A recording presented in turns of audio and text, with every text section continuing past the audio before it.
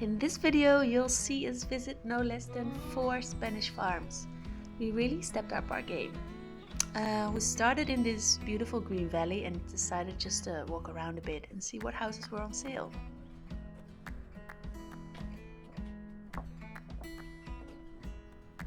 Right off the bat, we discovered this huge one. It used to be a hotel. It didn't have that much land, but we were just curious what it would cost. Turns out it was way out of our budget. And there was a smaller one right next to it. We thought surely we could afford this one because it's way smaller. Turns out we couldn't. Also way out of our budget. The wham bam no thank you ma'am of this village was this house. It was pretty big and it had 1.5 hectares of land within the walls. Then we looked it up on the internet and it was almost 1 million euros. Like what? We were a bit disheartened, but we just decided to sing it out.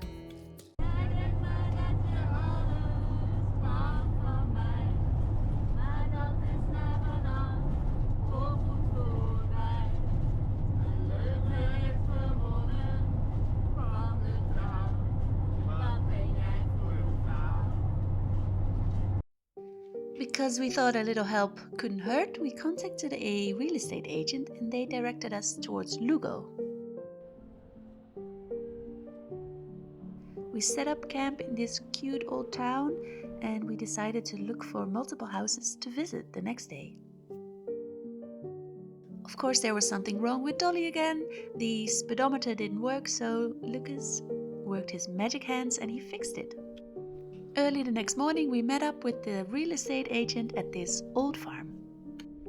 It was situated about half an hour away from Lugo in the midst of Spanish countryside. It had a huge plot of land, but we could also hear the highway.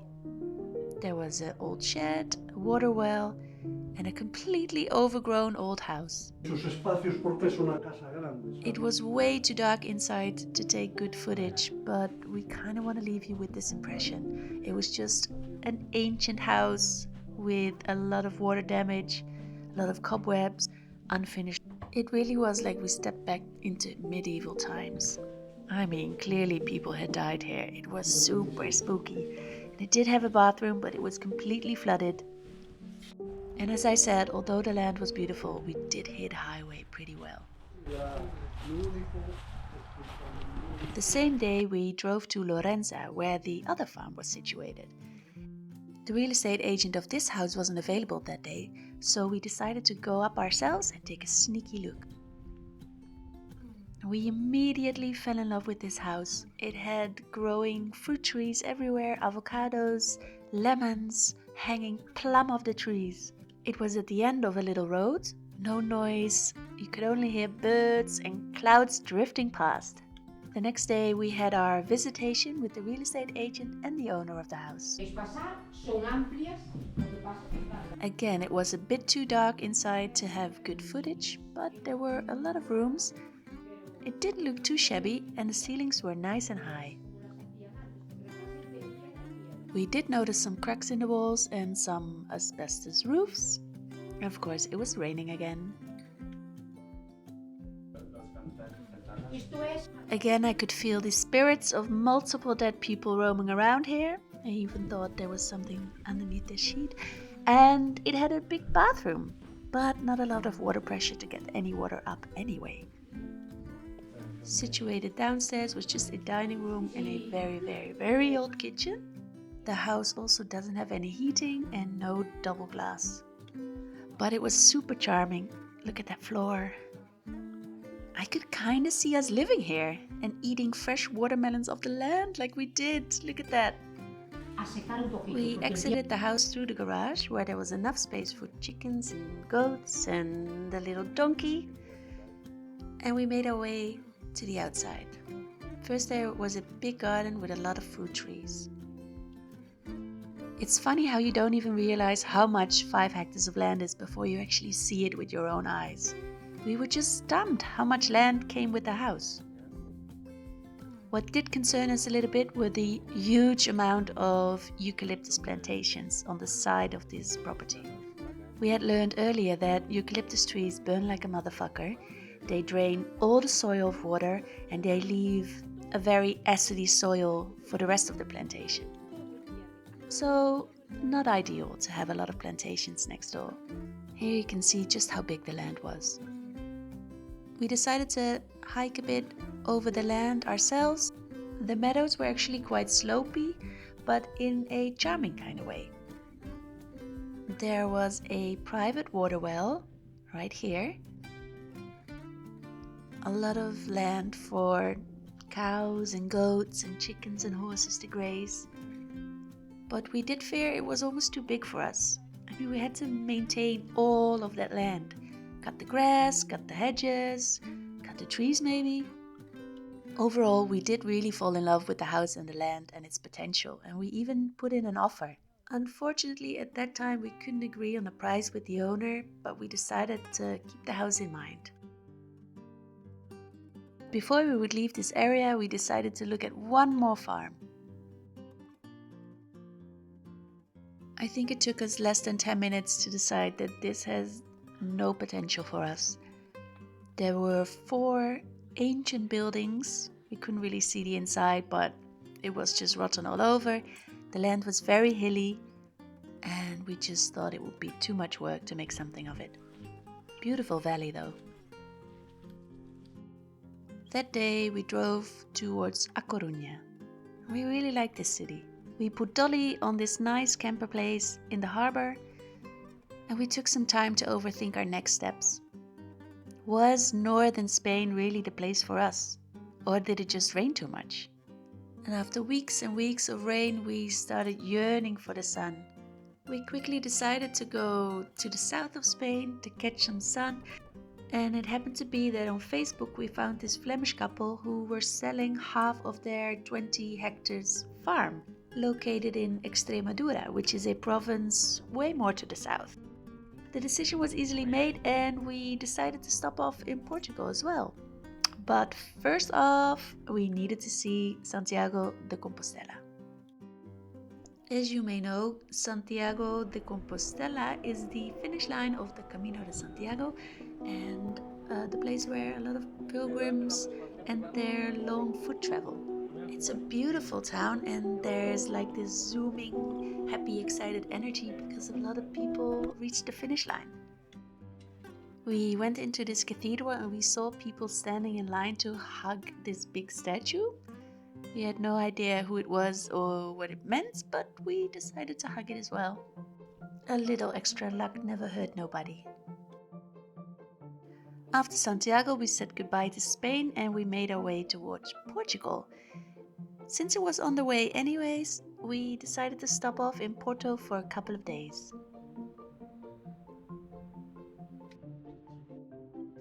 Again, God wouldn't bless us with some sunshine and some warmth, so it was still pretty gloomy and rainy, but still a beautiful city.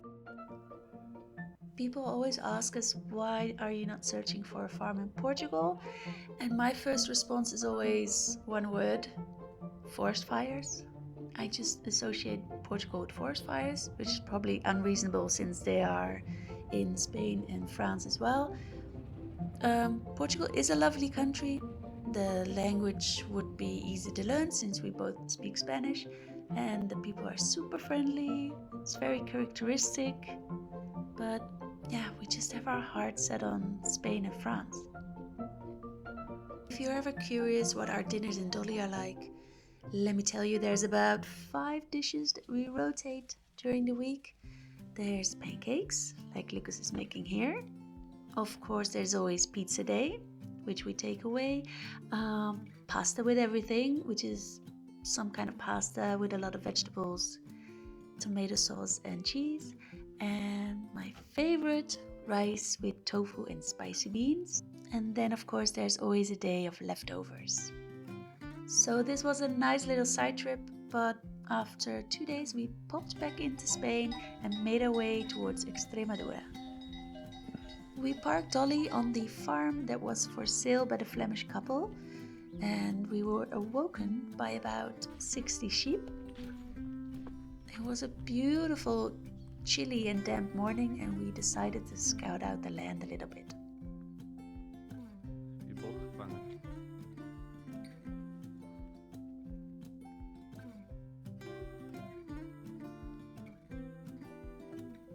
They own about 20 hectares and are selling 10 of them, which is on the right side of the property, and this is the quote-unquote house that comes with it. It's just a really big barn structure made by the man, and actually their house was made out of a similar kind of structure. We immediately felt that this would be a project probably too big for us to take on, also because there was no electricity or water in the barn/house, but the land really charmed us. It was nice and sunny during the day and very cool in the nights, and there were about 30 of these old cork trees that were still producing cork. We did notice that the land was very wet, very swampy, and Extremadura is known for its extreme weather, so extremely hot summers and very cold and wet winters. Not ideal. Also, the price of the farm was a bit above our potential budget, knowing that we would have to do a lot of work on it, so we decided to leave this project be for the moment. And then we were finally in the sun! This was Sevilla. I'd never been here. Lucas had been here last summer and he really liked it, and I equally liked it. It was a beautiful city. And then after about 11 hours from the north of Spain to the south of Spain, we were in our final, for now, destination, Malaga. We found this beautiful camper spot right outside of town and we took our bikes to visit the beach. It had been so long since we'd taken a dip and seen the sun. You can see how ecstatic we were. What a little bit of sun can do to a person, right? We enjoyed a last sunset in the city of Malaga before we would make our way into the mountains. When we were in Honduras years ago, we met this lovely couple, Marko and Ellen, and they fast became our good friends. And they recently bought 2 houses in Malaga, in the mountains of Malaga, and they offered a winter spot for Dolly. Oh! Je moet draaien? Je moet wel draaien? And for your entertainment, I filmed Lucas parking Dolly on this winter spot, which was quite a challenge. Hij gaat nu al omhoog. Ja. Rustig aan, rustig aan, rustig aan. It really is moments like this that I'm so happy that he is such an excellent driver, because there is no way that I could have pulled this off. Luckily we had Marko there to help us guide Dolly through this narrow opening and made sure that Lucas wouldn't drive her off the cliff.